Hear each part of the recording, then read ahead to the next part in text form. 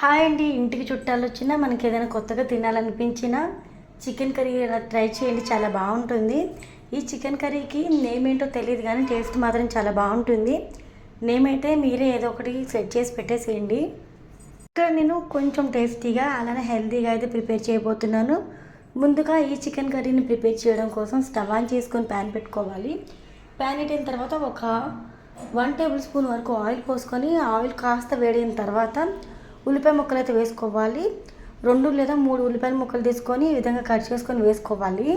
మనం పకోడీకి ఏ విధంగా అయితే ఉల్లిపాయలు కట్ చేస్తామో అదే విధంగా ఉల్లిపాయలు కట్ చేసుకొని వేసుకొని ఇక్కడ వీడియోలో చూస్తున్నారు కదా, ఈ విధంగా చక్కగా మొత్తం బ్రౌన్ కలర్ వచ్చేంత వరకు ఫ్రై చేసుకోవాలి. నేను ఇక్కడ నార్మల్ బ్రౌన్ కలర్ వచ్చేంత వరకు ఫ్రై చేసుకున్నాను. మీరు కావాలనుకుంటే ఇంకాస్త బ్రౌన్ కలర్ వచ్చేంత వరకు ఫ్రై చేసుకోవచ్చు.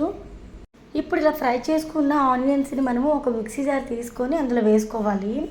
నెక్స్ట్ ఇందులోకి వెల్లుల్లిపాయలు వేసుకోవాలి. ఒక 7-8 వరకు వెల్లుల్లిపాయలు, అలానే చిన్న అల్లం ముక్క వేసుకోవాలి. అలానే ఒక 10 వరకు బాదం పప్పులు, ఒక 10 వరకు జీడిపప్పులు అయితే తీసుకొని అలానే ఒక 2 టమాటాలు తీసుకొని కట్ చేసుకొని వేసుకోవాలండి.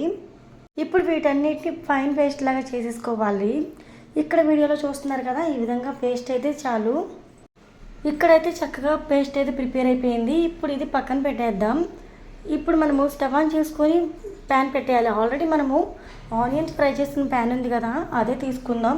దాంట్లో నాకు ఇక్కడ ఆల్రెడీ కాస్త ఆయిల్ అయితే ఉందండి. సో నేను ఇక్కడ 2 టేబుల్ స్పూన్ ఆయిల్ అయితే యాడ్ చేస్తున్నాను. ఆయిల్ లేకపోతే కనుక 3 టేబుల్ స్పూన్ ఆయిల్ అయితే యాడ్ చేసేసుకొని ఆయిల్ కాస్త వేగిన తర్వాత శుభ్రంగా కడిగి తీసుకున్న 1/2 కేజీ చికెన్ అయితే వేసుకోవాలి. చికెన్ వేసిన వెంటనే కాస్త ఉప్పు వేసుకోండి, టేస్ట్ అయితే బాగుంటుంది. చికెన్ ఈ విధంగా చక్కగా కలుపుకుంటూ ఫ్రై అవ్వనివ్వాలి.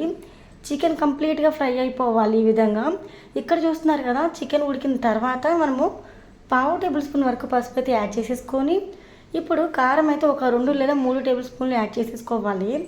కారము మీ దగ్గర ఉన్న కారం స్పైసీగా ఉంటుందా నార్మల్గా ఉంటుందా చూసుకొని దాన్ని బట్టి యాడ్ చేసుకోండి. ఇప్పుడు ఉప్పు అయితే యాడ్ చేసేసుకుందాం.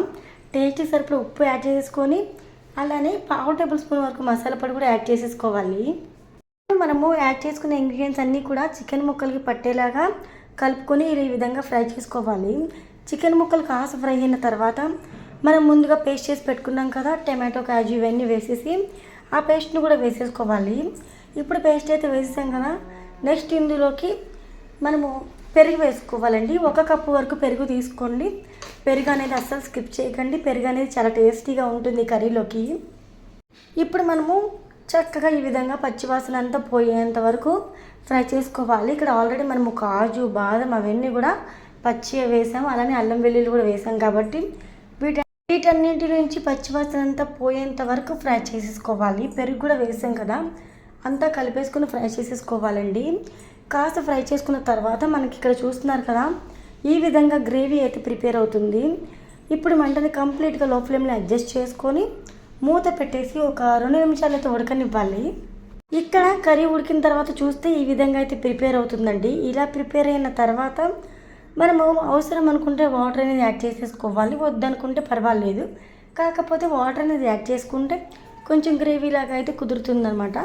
కాస్త గ్రేవీలాగా ఉంటేనే మనం ఇక్కడ రోటీలోకైనా రైస్లోకైనా తినగలుగుతాం. చూడడానికి బాగుంటుంది, తినడానికి కూడా బాగుంటుంది. సో నేను ఇక్కడ 1 గ్లాసుడు వాటర్ అయితే యాడ్ చేసేసి మంటని హై ఫ్లేమ్లో పెట్టేసి ఒక 2 నిమిషాలు అయితే ఉడికించాను.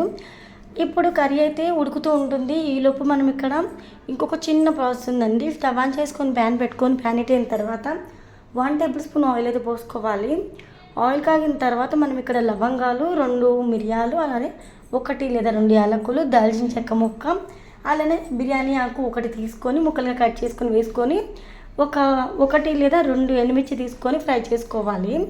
ఇప్పుడు ఇలా ఫ్రై చేసుకున్నాం కదా, ఈ పోపులోకి మనం కర్రీని అయితే షిఫ్ట్ చేసేసుకొని మంటని కంప్లీట్గా లో ఫ్లేమ్లో అడ్జస్ట్ చేసుకొని ఇంకొక 2 నిమిషాలు ఉడికించేసి కొత్తిమీర వేసుకొని ఆ తర్వాత స్టవ్ ఆఫ్ చేసుకొని దింపేసుకోవడమేనండి.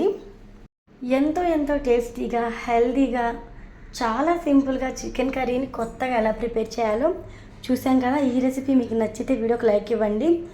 లైక్ ఇవ్వడం వల్ల ఈ వీడియో చాలామందికి చేరే ఛాన్స్ ఉంటుంది, కొత్త వాళ్ళు కూడా నేర్చుకునే ఛాన్స్ ఉంటుంది. లైక్ ఇవ్వండి, మీ ఫ్రెండ్స్కి, రిలేటివ్స్కి కూడా షేర్ చేసేసి ఇలాంటి మరెన్నో రెసిపీస్ కోసం ఛానల్ని సబ్స్క్రైబ్ చేసేయండి.